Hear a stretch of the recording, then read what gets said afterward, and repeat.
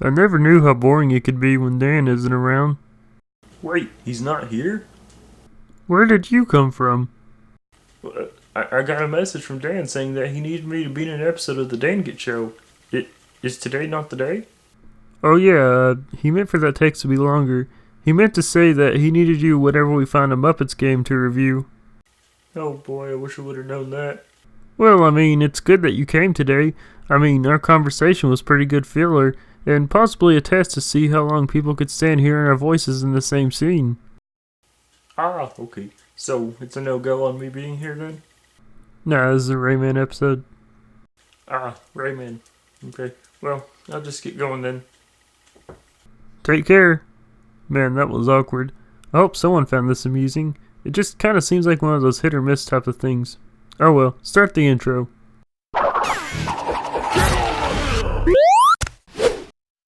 Dan Get Show.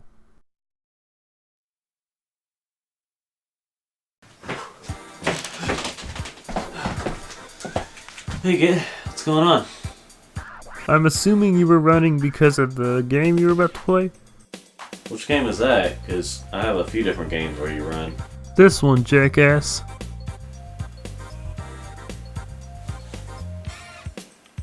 Good lord, Git, you don't have to be so uptight about it. I'm just trying to prevent what we've been through before. Ah, gotcha.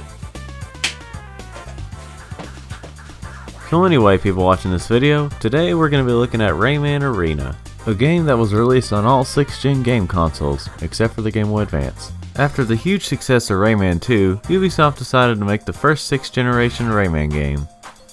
Well, technically Rayman 2 Revolution was before that, but that was just another version of 2. And I guess Rayman Advance was also before that, but that was just a port of 1. Anyway, after Rayman Arena was released, critics weren't too fond of it. It didn't get horrible ratings, but it still didn't do too well. But we all know how critics are. They can have a completely different look at a game. That's why I'm here, to give a more fair review of this game. Fair being that you look at some of the basic things and then get nitpicky about some things for the sake of comedy. Yeah, thank you, Git.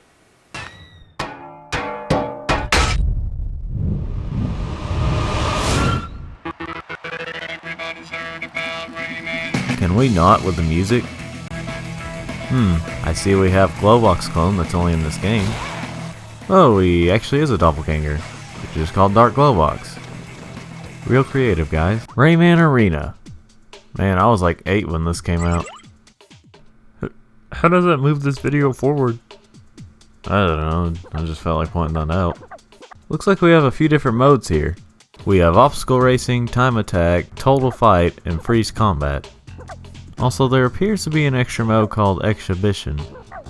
Probably won't be looking at that today. What's cool about these different modes is that they each have different cutscenes, showing off different characters while J.M. Murphy does a news report on them.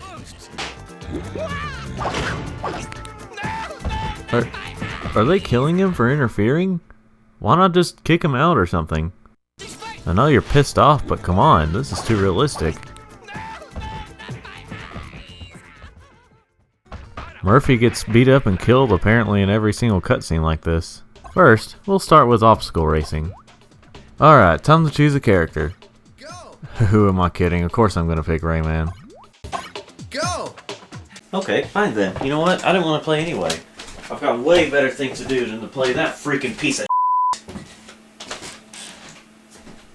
Dan, remember our situation. Remember what we've had to deal with in the past. Yeah, I know, but... Now, I would expect this kind of loading time from a PlayStation game, but this is GameCube. What is the race so intense you had to slow down the loading time? Well, I guess this gives me I guess this gives me time to prepare for the race. No, we're not doing that cliche. The loading's not that slow. Fine. I guess I'm facing this guy first. Whoa, okay guys, alright, let's slow it down a bit, huh? Also, do you think you could back off there, Taz Purplecoot? Well, this race is exciting so far, I guess. What was that, Rayman? What kind of sound was that? Were you just not expecting that part of the track? Or were you thinking about Lee the Fairy whenever you were jumping on that thing? Guess I knew a secret.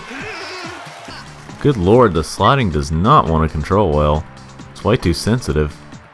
The way this is so far is that you want to keep going faster. I mean, come on now, it's half a racing game. But you just don't. Not unless you run into these turbo things. Your top speed is a mild run. Like, I think I could run faster normally. Though I have to say, the branching paths are a nice touch. Since you go a little bit slower, you can figure out which way you want to go easier. Apparently, I chose good because I won. Same can be said about the next place.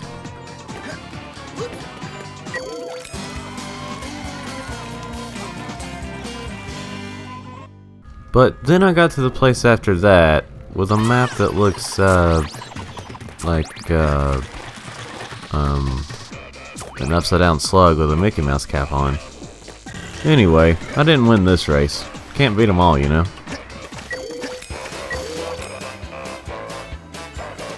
Okay, now let's do time attack, which I figure is probably just me racing against the clock to get the lowest time, like in a lot of racing games. Wait, what's this chick doing here? I thought this was just time attack. Wait, she can freeze me? That's not fair. Oh, I can freeze her too. That's random. Apparently time attack is just race, but with some things changed and with the usual time attack stuff. It's also got that elimination thing where if you're ahead of a person for a certain amount of time, then they'll be eliminated.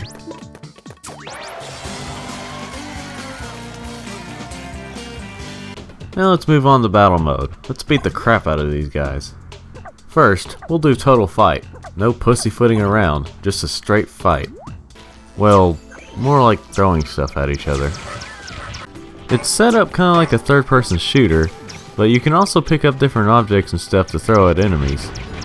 Kinda makes me wonder why these weren't in the race mode. Each player has 6 hit points. The more you hit the other player, the more points you get. Not hit points, but just regular points. It's your usual get as many points before the clock runs out type of thing. And finally, let's look at freeze combat. Well, I see a lot of the freezing. Not so much of the combat though. There really isn't any combat in this mode. It's freeze your enemies and collect these things. That also makes me wonder why time attack wasn't called freeze time attack. They're both basically kind of the same thing. I never did unlock exhibition, but if you want to see it, you can just look it up on YouTube or something. I'm sure someone has it somewhere. Overall, I'd have to say this game is alright. It's nothing too special, but it's not bad either. I'd say it's just a little bit better than what critics gave it. Now I'm sure you're wondering what the other games were like since I called this Rayman Arena Games. Well, there were only 2. Technically 1.5, because earlier the same year that this game came out, Ubisoft released Rayman Rush for the PS1. It's basically Rayman Arena without the arena part, just the racing. Though we get a different opening for the game.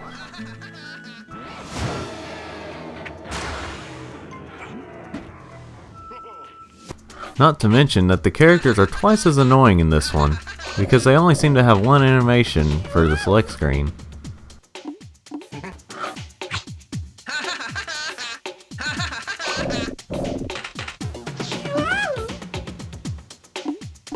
Who would do this to someone? But luckily, whenever you're actually selecting a character, they're not really so bad. I'd kinda be repeating myself if I were to say how this game is. It's just the race mode from Rayman Arena, although the maps look a little different and the graphics are obviously not as good since they're only on PS1, though they do look a little more colorful. Oh, and the select screen on this one is pretty much the same as the PS2 version of Rayman Arena, along with the opening, just with arena stuff. Not sure why that is, but oh well. Overall, Rush is only good if you don't have a PS2, GameCube, or Xbox. That doesn't make it bad, but it's basically just a demo of, or at least half of, Rayman Arena. And if you were to ask me which version of Rayman Arena you should get, I'd say get the GameCube or Xbox version.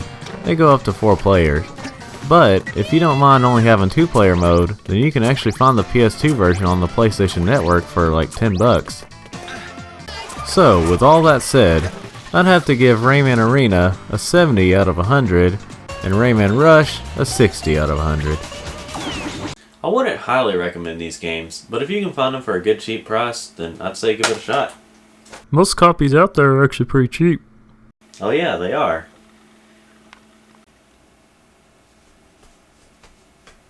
So, how should we end this? I don't know. I haven't thought that far ahead. I guess we'll just do something random, since that's usually how we end videos. We don't really know how to... Oh god! Thank you, ladies and gentlemen, who watched my video. If you'd like to see more of these videos, or any of the Entitled Team videos in general, then go ahead and subscribe.